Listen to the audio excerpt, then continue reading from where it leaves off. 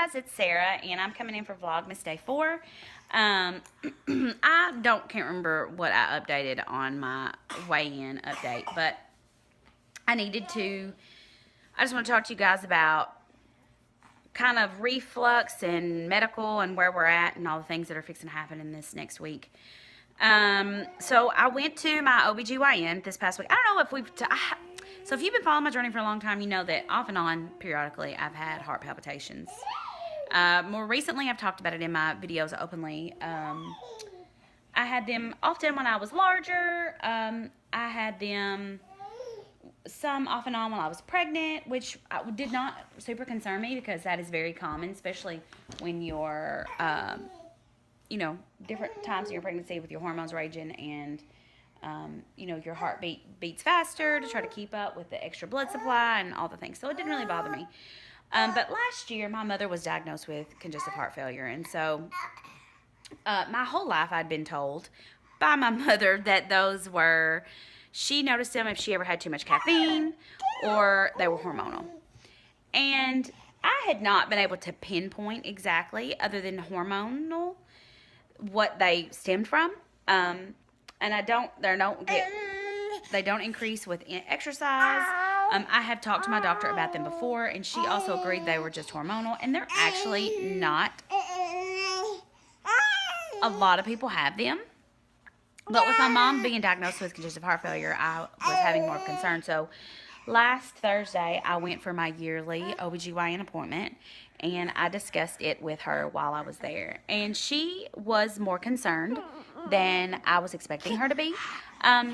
She wasn't concerned, but she was just more concerned than I was expecting her to be. But I told her, I've had these off and on through the years. You and I have discussed it before, which she probably doesn't remember. You had always agreed or led me to believe you felt they were hormonal. That's what I'd always been told, that my mom's were too. Turns out mom has congestive heart failure, so it's more of a concern for me now. And especially being a mother of two, and if there's anything that I can do now to prevent congestive heart failure or future heart issues would be great. Diet-wise, I feel like I'm doing the best to my ability most days. To eat proper foods, to take those precautions. Moving my body wise, which I definitely think that moving your body is important, especially for cardio. I'm not where I need to be with that, and I know that.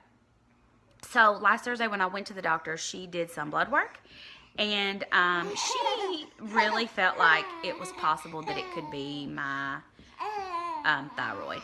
And so I talked to her about, she said, a lot of times with thyroid issues, people have trouble losing weight. And I said, well, I've been keto, pretty much, I've been back on track since since June.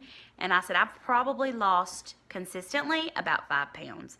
I said, I bounced between 5 and 10, but consistently about 5 pounds. I said, and I've been chalking most of that up to breastfeeding. And she said, yes, a lot of women find that when they are breastfeeding, they cannot lose weight. And the opposite too. Some women find that they just drop weight like crazy. So, I'm going to have to show you this face. Hold on. Edie Ruth. Hey.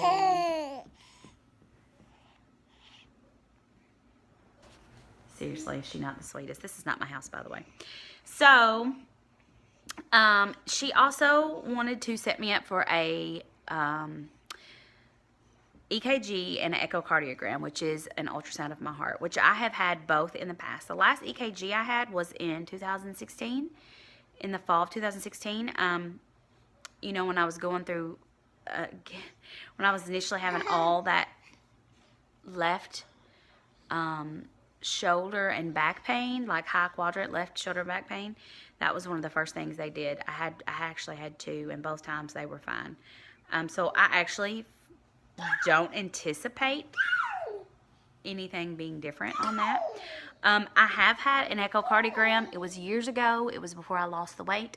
And I had gone to the doctor. I'd been to the doctor several times for just this, tickly cough that I couldn't get rid of. And when I finally went to another doctor, she immediately was concerned. She felt like I had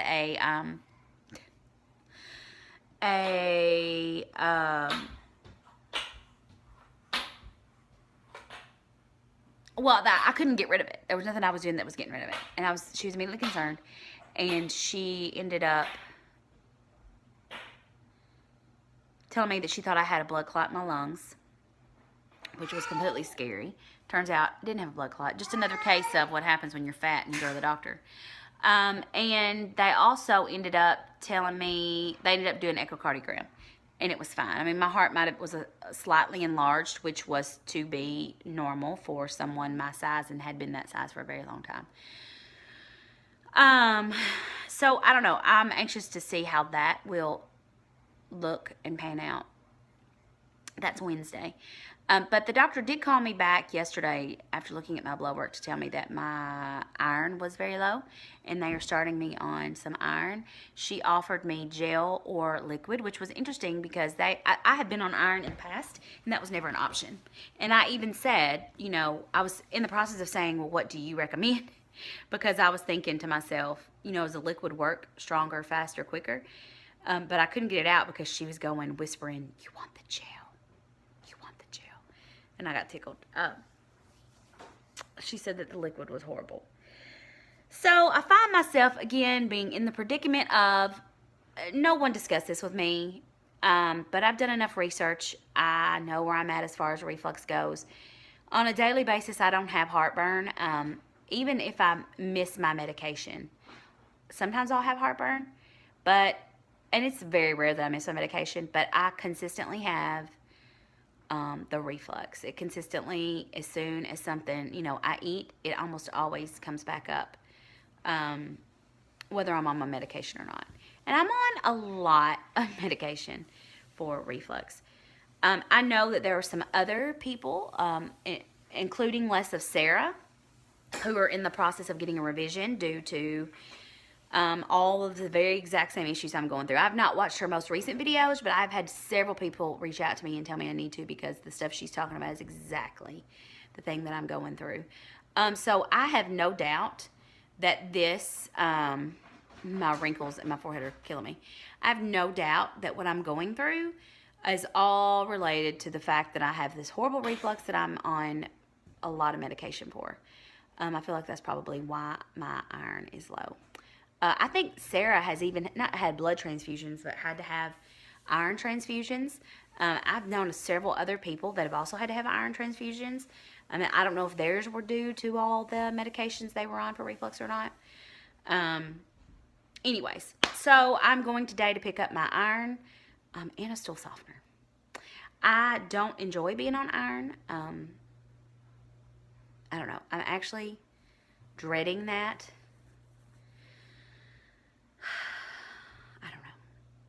Anyways, but I'll do what I have to do. And that's just kind of where I'm at. I was going to leave that with y'all. Hopefully, I'll know more after Wednesday. I don't know if they say something. I don't know if they'll tell me that day. Probably not.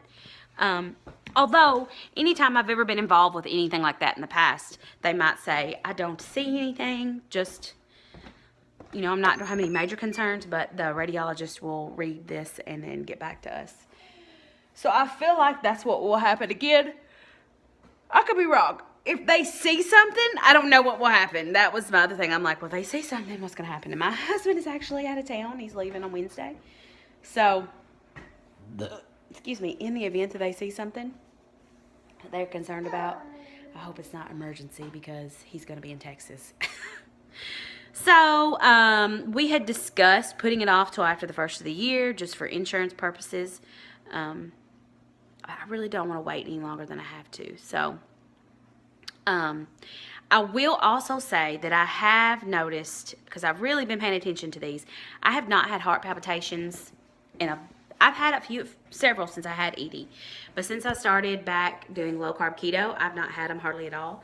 And the very first couple that I started having, probably around, ED. I noticed in correlation with sugar. For instance, on Halloween, I had no candy, but I did end up having like a popcorn ball type situation, which was nothing but marshmallow cream. I think it had some Reese's Pieces and some candy corn in it, but I didn't get to eat that because the kids were eating that. And about 30 minutes after I had that, I noticed that I was having heart palpitations. It also seems to be around the same time as my week of ovulation, which technically you only ovulate on one day, but you have like this window, like 3 to 7 days of ovulate, like this little window where you possibly could ovulate, but then you have this one day that's like a higher day of ovulation that you are most likely ovulating. Oh, stop. Stop.